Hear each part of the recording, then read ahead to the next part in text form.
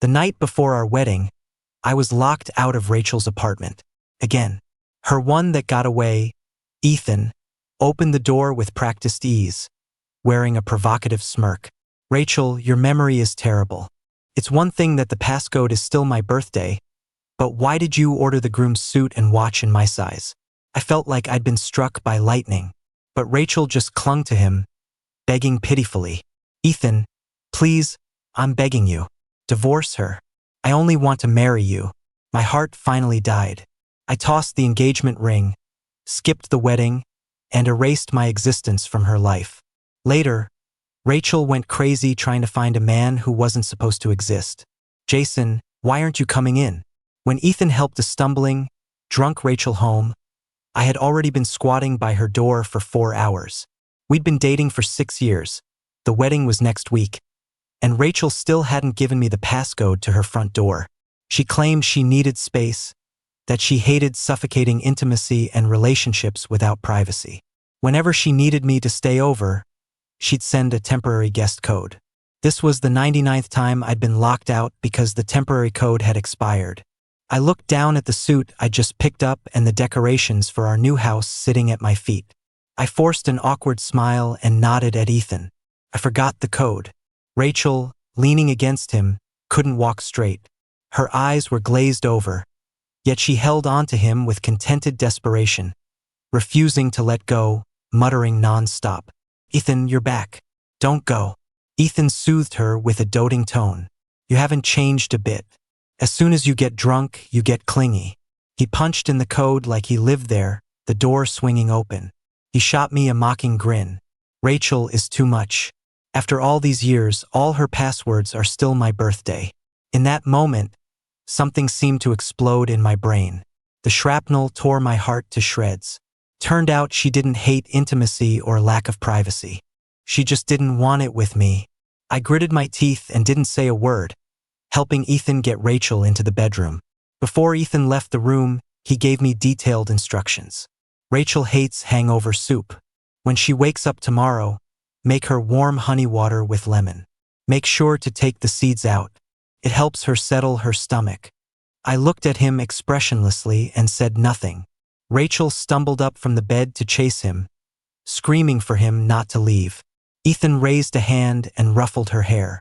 Stop it. I got married 6 years ago. You're getting married soon too. Hearing the word married, Rachel suddenly lost control, shouting angrily. I don't want to get married. If the groom isn't you, what does it matter who I marry? That single sentence drained the blood from my face. Under my sleeves, my hands clenched into fists, knuckles white, trembling slightly. Ethan paused, looking at me with feigned awkwardness. Jason, Rachel gets clingy when she drinks.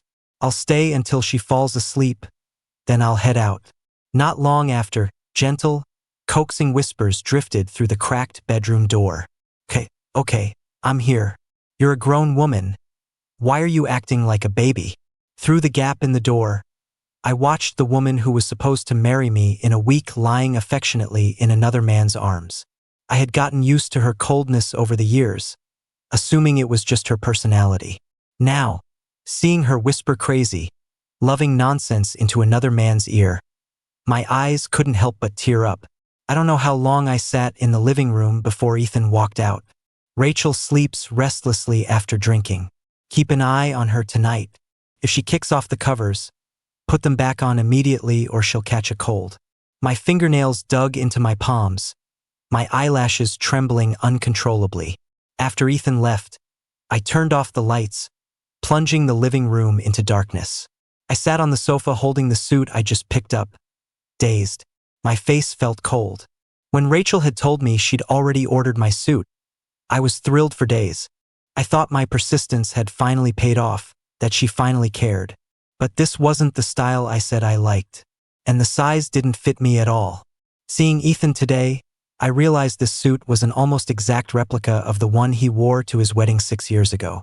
Feeling suffocated, I downed half a glass of wine and went into the bedroom to sleep. Rachel, woken by the sound of me getting into bed, looked annoyed. She grabbed my pillow and threw it on the floor. I hate it when men drink. Go sleep in the guest room. I felt like I'd fallen into an ice cave. I'd only had half a glass. I was far from drunk. For 6 years, whenever I had a drink, Rachel was like this. She never asked why I drank, never cared if I got home safely. She just coldly told me to get away from her. Yet Ethan had been tipsy earlier, and she had been nothing but tender and clinging. I had always hoped that one day, Rachel would treat me the way she treated Ethan, even just once. I waited 6 years. I waited until the wedding, but I never got her love. The most hurtful thing in a relationship isn't cruelty, it's double standards. I slept on the chaise lounge in the master bedroom, finally passing out around dawn. When I woke up, the huge room was silent. The bed was cold. Rachel had already gone to work. I decided to take the day off and go check on the renovations at our new house. As soon as I opened the front door, I heard voices from the bedroom. The door was open. Ethan was running his hand over the wedding photo of Rachel and me hanging on the wall, smiling playfully. If I hadn't come back to the States, were you really planning to marry him? Rachel didn't answer with words. She took the photo off the wall and tossed it aside. Ethan raised an eyebrow, hooked his finger into Rachel's collar, pulled her close, and lightly bit her neck. Rachel, playing around is fine, but you'll always be mine. Rachel seemed triggered. She pushed Ethan onto our wedding bed, climbing on top of him, her expression fierce. And what about you? Who do you belong to? Ethan chuckled nonchalantly, wrapping his arm around her neck. You tell me. Rachel looked at him with a depth of affection I had never seen directed at me. Ethan, get a divorce. As long as you divorce her, my groom will be you. Don't be silly. Ethan began unbuttoning Rachel's shirt, his fingertips tracing her chest. My wife loves me. She hasn't done anything wrong. Ethan, I haven't done anything wrong either. I just can't forget you. Jason is a good guy, Ethan teased. The suit is one I've worn. The watch has my initials engraved on it. The house is decorated entirely to my taste. You treat him like this and he still stays. Rachel frowned impatiently. Don't mention him in front of me. Ethan, the person I love has always been you. With that, she leaned down and kissed him passionately. They became entangled in the sheets. In that instant, my entire world lost its color. Sound, light, sensation, everything was sucked out of the room. My brain hit pause, my thoughts screeching to a halt, leaving only the piercing sound of their pleasure. My hands shook as I pulled off the ill-fitting engagement ring. Inside the band, Ethan's initials were faintly engraved. My heart hammered so hard the ring almost slipped from my fingers. I wanted to rush in, to scream at them. What did I do wrong? But my feet felt like they were filled with lead. I couldn't take a single step forward. Finally, I just wiped my tears, turned off the video recording on my phone, and left the ring on the cabinet in the entryway. I quietly closed the door and left alone. Standing aimlessly in front of Rachel's apartment door later, locked out once again because I didn't have the code, I finally let go. All these years, the door I couldn't open wasn't just to her apartment. It was the door to her heart. Whatever. The only things left inside were some pajamas she'd bought me that I hated, and a few casual outfits she'd picked out that were clearly Ethan's style. I didn't want them anyway. I drove back to my own place. Just as I was about to kill the engine, Rachel's specific ringtone played. I was surprised. The number of times she'd voluntarily called me could be counted on one hand. Usually, if I called her, she'd act annoyed. I answered but didn't speak first. In the past, I could carry a conversation happily by myself for ages. This time, there was a long silence until Rachel finally spoke. Jason, did you go to the new house yesterday? Did you accidentally leave your ring there? Her voice was low. I wasn't sure if she was genuinely reminding me or testing the waters. What about it? I asked casually. Rachel paused. Are you coming over tonight? I'm waiting for you. I wanted to ask, is Ethan alone not enough to satisfy you? I decided against it. I should leave myself some dignity. I was just a simp she didn't love, not even legally her husband yet. It wasn't my place to question her. I don't think I'll come over, I said, suppressing my emotions. I didn't finish the sentence. I won't be coming over ever again. Rachel, this time I'm setting you free. Whether you want to steal a husband or be the other woman in someone else's marriage, it has nothing to do with me anymore. Not long after Rachel accepted my proposal, Ethan returned to the country. She naturally forgot our date to help Ethan move. When I got into a car accident and was injured, she got a call from Ethan saying he couldn't get a cab, and she abandoned me at the hospital without hesitation to drive him home. Even during intimate moments at night, if Ethan called saying a pipe burst and he couldn't fix it, she would leave immediately. They were inseparable, just like in the old days. Rachel never hid it from me, so I never even had the chance to accuse her of sneaking around. I could only hint at it. There are already rumors about you too. Ethan is a married man, and you're about to get married. You should be careful about how it looks. Rachel was calm and self-righteous. Ethan hasn't been back in years. We were classmates, it's only right I look after him. But Ethan isn't just a classmate. You two used to. Rachel's face went cold. Enough. I'm looking for a boyfriend, not a father. I don't need you to teach me what to do. She slammed the study door and didn't come out all night. Yet in college, Rachel was clingy and considerate with Ethan. People called her the perfect, devoted girlfriend. With me, she was always restrained and distant. Every argument we had ended with me apologizing. It was laughable. My girlfriend was still emotionally entangled with her ex, yet I was the one begging for forgiveness. Until the day I couldn't take it anymore and we argued in a parking lot. Rachel, if you like Ethan so much, why don't you just marry him? Why make him suffer as a cheater? I mocked her. Stung. Rachel flew into a rage, dropping her mask of indifference. What are you ranting about now? I know you've been jealous of him since college. I already did what you wanted and said yes to your proposal. What more do you want? Spreading rumors like this, if people hear, how is he supposed to show his face? Finally, she asked me in a tone of utter disappointment, Jason, when did you become so toxic? I don't want to fight. Let's both cool off. She drove away, leaving me stranded at a mountaintop resort with no cell signal and no way to call a car. I walked down the mountain in the rain, holding an umbrella a kind staff member gave me, wearing dress shoes. I was soaked to the bone, freezing. My heels were rubbed raw and bloody. When my phone finally got a signal, I thought about swallowing my pride and calling Rachel to come get me. But my finger slipped and opened Instagram. Ethan had posted a photo minutes ago. In the corner of the frame was a hand wearing a bracelet, Rachel's hand. Craving seafood chowder late at night, and someone delivered it immediately. Heartwarming. I stared at the post for a while, then silently put my phone away. My heart hurt so much it felt numb. I liked the seafood chowder from that place too. But Rachel always said waiting in line for soup was a waste of time and she wouldn't be stupid enough to do it. In 6 years, she never went with me once. But even after that disappointment, I forgave her easily. Love really makes you blind. I naively thought if I could just make it to the wedding, nothing could hurt me anymore. I was wrong. I suddenly felt exhausted. This relationship I treasured so much had been a one-man show from start to finish. Instead of waiting for Rachel to discard me, it was better to leave on my own terms, keeping the last shred of my dignity. After emailing my resignation to my company, I called my parents who lived abroad. Mom, Dad, Rachel, and I broke up. I thought it through. I want to change my environment and live somewhere else. My mom was shocked and tried to persuade me to reconsider. My dad grabbed the phone. Finally, Jason, don't listen to your mother. You should have come to us 6 years ago. Yeah. I should have left 6 years ago. The day I was preparing to go abroad back then, I ran into Rachel and Ethan at the airport security checkpoint. I'd heard Ethan was dumping Rachel for a wealthy heiress and moving overseas with her. Rachel was clutching Ethan's hand, her eyes red, her voice trembling. Ethan, please don't go. Give me one more chance. Ethan simply turned sideways, shaking off her touch, his eyes full of finality. Rachel, stop being childish. I'm really leaving.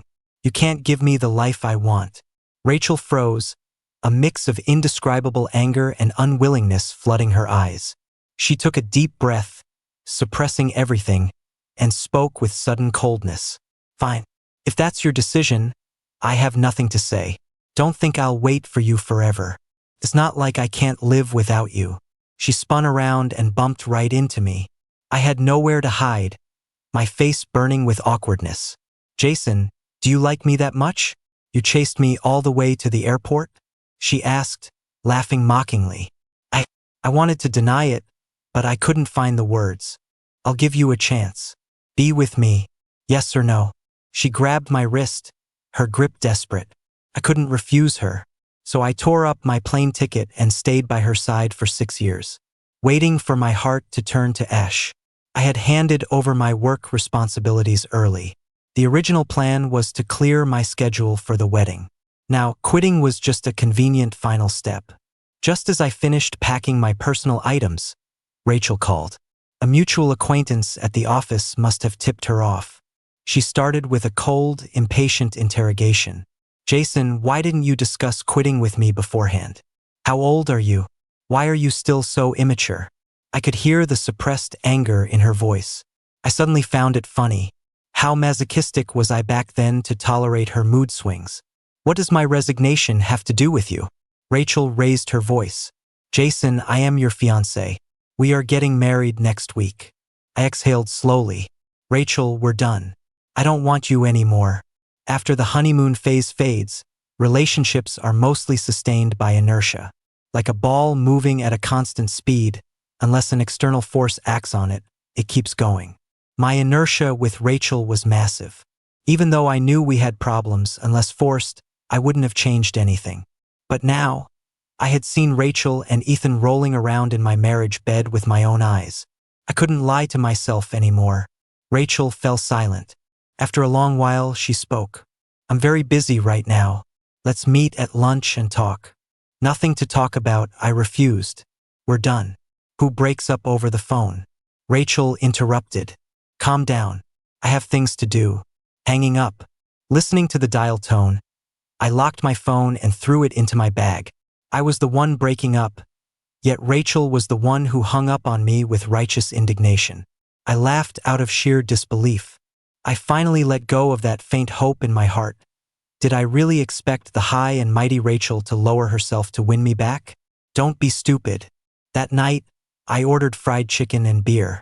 When the knock came, I thought it was the delivery guy and opened the door excitedly. My face fell when I saw who it was. Can I help you? Rachel pushed her way in. I have something for you. We broke up. I held onto the doorknob, not caring what she brought.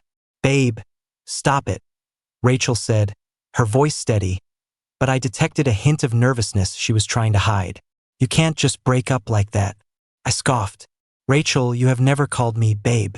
And take a good look. I am not Ethan. Rachel choked, awkwardly changing the subject. I bought the watch you posted about wanting. Stop having a tantrum, okay? She opened the watch box, eager for praise. My smile turned even more mocking. I rolled up my sleeve. The exact same watch had been on my wrist for months. Take it back. I can buy what I like myself. Rachel stared for a moment, her face darkening. What do you mean? I laughed. Rachel, we've been together 6 years. When have I ever brought up breaking up? Rachel stumbled over her explanation. Is this because of Ethan? We're just old friends. He'll leave after our wedding. You know damn well he's married. What kind of bullshit excuse was that? How pathetic did I look in her eyes? Everyone knew he was the love of her life, and she wanted him at my wedding to humiliate me. You slept with him, didn't you? I asked directly. Jason, that was in the past. Don't treat me like an idiot. Rachel was silent for a while. When she spoke again, her tone was resigned, like she was smashing a cracked pot. Isn't that normal for modern people? It was just one time. Just one time? Rachel seemed to realize her explanation was doing damage control too late. She took a deep breath and squeezed out an apology. I know I was wrong. That's a first, I thought bitterly. Rachel apologizing meant she knew she had crossed my bottom line. Save it. I'm not throwing a tantrum. I won't bother you anymore. I'm giving you your freedom. She seemed annoyed, reaching into her pocket for cigarettes before stopping herself. Jason, are you serious about breaking up? I'm asking you one last time. You know I'm not a patient person. Cheating women are always so lenient with themselves. She crossed the line, yet she could still stand there acting high and mighty, making threats. I didn't speak again. I just pointed at the door. Seeing that apologies and threats didn't work, Rachel's face turned completely dark. She frowned at me. Jason, you weren't like this before. You used to be soft-hearted with me. I curled my lip coldly. Nobody stays a doormat forever. Then, I used a little force to push the stunned woman out the door. If you have nothing else, get the hell out. I canceled the wedding venue, refunded the honeymoon tickets, and started liquidating my domestic assets. My family was abroad, and I didn't plan on coming back anytime soon. Rachel called a few times. I didn't answer. She started texting. Where did you put that black shirt you bought me? The turtle isn't moving. I can't find the turtle food. I found it funny. I was just a guest who didn't even have the door code. Why ask me about household things? Rachel had contacted me more in the last few days than in the past few years combined. Why was she suddenly so free? Didn't she need to accompany Ethan? Out of sight, out of mind. I blocked her. I got calls from friends asking why everything had gone silent right before the wedding. I thought about it and posted a message on my socials. Nothing happened. We just separated. That day, I planned to meet some friends for lunch and a movie. Just as I got ready, I received a call from an unknown number. It was Rachel. Knowing I would hang up, she spoke fast. The kid we sponsor sent a letter. Came to my house. Do you want to come get it? The year Rachel and I got together, we traveled to a rural area and ended up sponsoring a local student living in poverty. For 6 years, the girl and I had kept up a correspondence. If I had left anything else at Rachel's, I would have abandoned it. But I couldn't throw away a letter written from the heart. I wasn't being narcissistic, but Rachel used to scoff at my monthly letters to the girl. Now, she was clearly using the one thing I cherished to force me to come back. I replied, got it, and hung up. The next morning, I went to Rachel's. The security didn't have my license plate anymore, so I parked outside the complex. I walked to the familiar door but didn't use the code. I knocked. Rachel opened the door, a hint of awkwardness on her face. When I saw men's dress shoes in the entryway, I realized I shouldn't have come. But I was already there. Turning around would look weak. I looked into the living room and saw a man wearing my silk robe, chest exposed, sitting on the sofa. It was Ethan. He held a coffee in one hand and a sheet of paper in the other, raising an eyebrow at me with a provocative grin. Jason, I didn't respond. Rachel quickly explained, Jason, Ethan accidentally got his clothes dirty, so I grabbed one of yours. I glanced at the coffee table. There were some local agricultural products and an opened envelope, the stuff from the student. I realized what the paper in Ethan's hand was. You are so country, Ethan said, waving the letter. What era is this? Writing letters? Can't you just buy the kid a phone? He had opened the letter addressed to me. My eyes darkened. I walked expressionlessly to the sofa. Ethan smirked, thinking I was going to grab the letter. He twisted his wrist to hold it out of reach. But I wasn't reaching for the letter. I grabbed the steaming cup of coffee from his other hand. Before he could react, I splashed it right into his face. Smash! I dropped the cup at his feet, shattering it. Did I say you could read that? I asked coldly. Ethan was stunned for a second, then jumped up screaming. Ah! What are you doing? Rachel rushed out of the bathroom at the noise, holding freshly dried clothes. He threw coffee on me. Ethan looked like he wanted to rip me apart. Rachel, what is wrong with your ex? Getting violent like that? No, class. Rachel was dumbfounded. She looked at the mess on the floor and asked me in shock, you threw coffee on him? The Jason she knew had no personality and took whatever was dished out. Knowing she wouldn't get an answer, she turned to Ethan. Don't be angry yet. Your clothes are clean and dry, go change. I'll handle this. You'll handle it? Ethan laughed in anger. He shredded the letter in his hand into pieces. Then he slicked back his wet hair and pointed at the kitchen. Get me a cup of coffee. Boiling hot. I'm throwing it back. I looked at the shredded paper on the floor and chuckled lightly. I walked into the kitchen, picked up the pot which was still half full, and walked slowly back toward Ethan. I didn't say a word, but my eyes were cold as winter. Ethan involuntarily took half a step back behind Rachel. What is he doing? Okay, Jason, stop. Rachel stepped in front of me to block my path, then turned to Ethan. I apologize on his behalf. You should go. Don't make a scene, it makes everyone look bad. That convinced Ethan. He clearly didn't want to go head to head with a crazy person. He muttered bad luck and pointed at me. You wait. This isn't over. After Ethan left, the room finally went quiet. I squatted down and picked up the pieces of the torn letter one by one. Rachel stood beside me, explaining, you were ignoring me these past few days. I was in a bad mood. Ethan and I drank too much last night and I brought him back. But don't worry, I really didn't do anything. Jason, I didn't expect you to be so harsh for my sake. I know I was bad before. I promise to treat you well from now on. Come back. Rachel. I put the torn paper back into the envelope and looked at her indifferently. Aren't you being a little presumptuous? Rachel froze, then frowned. I admit I did some stupid things over the years, but I'm awake now. When will you realize that the world doesn't revolve around you? Once you miss out on something, it doesn't come back. Rachel's face darkened. What do you mean? We broke up. You are nothing to me. Don't you get it? I looked her in the eye. I don't care what you do. I just came to get my stuff. I threw away everything you gave me. I calculated the market value and put the cash on this card.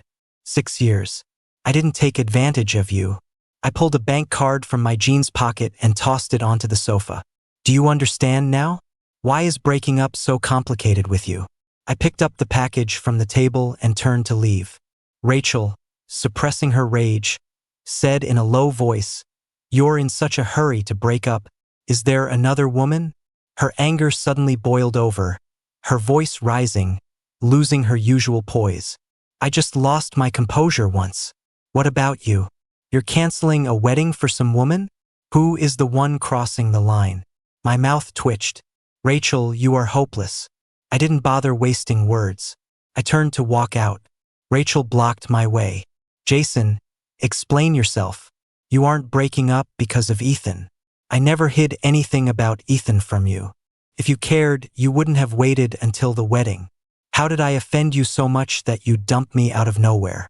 Who is she? You loved me for 6 years. Not 6 months. Can you really just let go? Hearing this, I suddenly understood.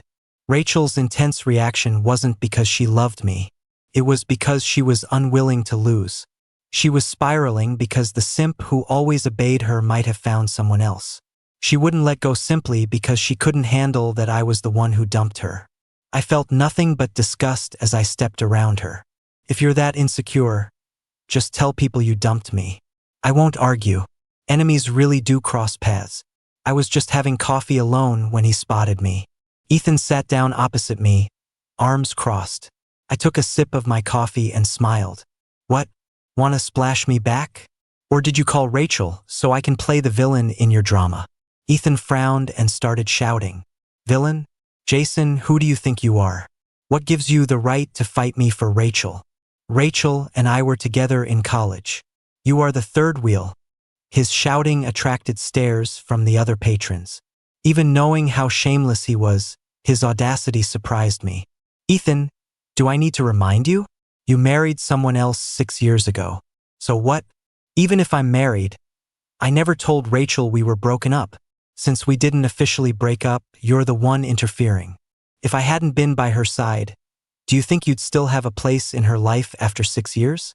People were pointing at him now, but he scanned the room with a cold, arrogant sneer, feeling no shame. I kept smiling. Don't worry. Rachel and I are officially over. I don't want a woman who's been tainted. Go get a divorce, maybe she'll promote you from side piece to husband. I just wonder, is your divorce going to be that easy? Ethan's face changed instantly. Since we ran in the same circles, news of his marriage abroad wasn't a secret. His wife, Vanessa, was paranoid and petty. She held a grudge about his past with Rachel. Vanessa also had severe bipolar disorder and a violent streak. Friends abroad gossiped that Ethan was often covered in bruises from her beatings. He had thought about divorce, but Vanessa's family was powerful and dangerous. If he tried to leave, she would destroy him. Jason, what do you mean? Ethan's muscles tensed, his voice trembling. I dropped my smile and handed him my phone. Ethan, I'm warning you once. Don't mess with me. My patience has limits. I still have the video of you two hooking up in my marriage bed. If you don't want your wife to find out you're cheating, try me. The video on the screen drained the blood from Ethan's face. I had installed cameras during the renovation to prevent workers from stealing materials. I mentioned it to Rachel once, but she didn't care or listen. No one remembered to take them down. Now, that video was my leverage to ruin the people who betrayed me. I didn't like to be ruthless, but I would play this card if pushed. Besides, Ethan's marriage was already a living hell. Good luck to him. Before I left the country, my best friend Ben organized a farewell party. We were in a private room at a restaurant, laughing and drinking. Someone must have leaked the location to Rachel, because halfway through, she showed up uninvited. She looked haggard, with dark circles under her eyes. She held a bouquet of white roses, an apology. She walked slowly toward me, professing her love. Jason, I know it's all my fault. I'm sorry. I've been reflecting every day, hoping for your forgiveness. I see my heart clearly now. I love you. Don't leave me like this. Give me a chance. Let's start over. I laughed out loud. Rachel froze, frowning, clearly unhappy with my reaction. In her mind, the desperate simp I used to be should have been crying tears of gratitude. Drop the act, Rachel. How can you have the nerve to say you love me? Ben angrily smashed his cup on the table. Rachel, have some shame. Ethan left, so now you remember Jason? What do you take him for? We all saw how you treated Jason over the years. We wanted to set off fireworks when he finally dumped you. Oh, so Ethan had already left. Ben wanted to keep yelling, but I shook my head, patted his shoulder, and turned to Rachel. Rachel, you're wrong. You don't love me. If you loved me, how could you treat me like that for 6 years? I thought if I stayed by your side, you'd eventually see my worth. But you taught me that if you don't love someone, effort doesn't matter. The moment Ethan appears, all your principles vanish. Rachel grabbed my hand in panic. Jason, it's not like that. I was just unwilling to accept that he dumped me back then. I rarely thought of him these years. I've been thinking about you, about us. We were so good together. Can you really just let go? I smiled bitterly and shook my head. No, we weren't good. I was the one compromising, struggling to keep it together. You gave me nothing but neglect and cold violence. I gave you chances, and you repaid me by cheating on me emotionally and physically. I had always saved face for her, but now that I exposed the truth in front of everyone, the room went silent. Rachel was speechless. After a moment, she whispered, Jason, I don't accept the breakup. What can I do to make it up to you? I spoke calmly. I don't blame you anymore. Then why break up? Because I don't love you anymore. Seeing you now just makes me sick. You only hate when you still care. When the love is gone, where do you find the energy to hate? Rachel looked at me, tears and shock in her eyes. I know I let you down. I'll treat you better. I sighed. It's not about letting me down. Being good to you before was my choice. I brought it on myself. But you need to understand, everyone has to take responsibility for their actions. I wasn't trying to be noble. I had made Rachel my obsession. Even knowing she didn't love me, I stayed. So her neglect was something I signed up for. Rachel left. Proud as she was, she didn't appear in front of me again. Even after I went abroad and started my new life, she never bothered me. Except for a New Year's email. I didn't reply, I just blocked her address. Life abroad was peaceful. I reconnected with my parents, made new friends, and started a new relationship. Everything was moving toward the future I had always wanted. Later, I heard about a murder case that shocked the Chinese community. A wife discovered her husband's affair and killed him. I knew the victim. It was Ethan. Gossip said Vanessa's methods were brutal. Even the police were horrified. I felt neither joy nor pity. As I told Rachel, everyone must be responsible for their actions. Rachel's future wouldn't be easy either. Vanessa's family hired top lawyers to plead insanity. Vanessa had been screaming at the crime scene that she would make Rachel pay. Rachel was on her own. 2 years later, Ben flew out to be the best man at my wedding. He brought news of Rachel. After the breakup, she messed up at work, lost key projects, and tanked her career. Her reputation was destroyed. Friends alienated her. After all, one man fled, the other died. She became an island. For someone as proud as Rachel, it was a massive blow. As for me, Ben said I looked like a new person, glowing. I laughed and pulled my fiancée, Lily, into my arms. With love and conviction, you can walk out of the gloom and into the sun. Those who betray love can spend the rest of their lives in regret and loneliness.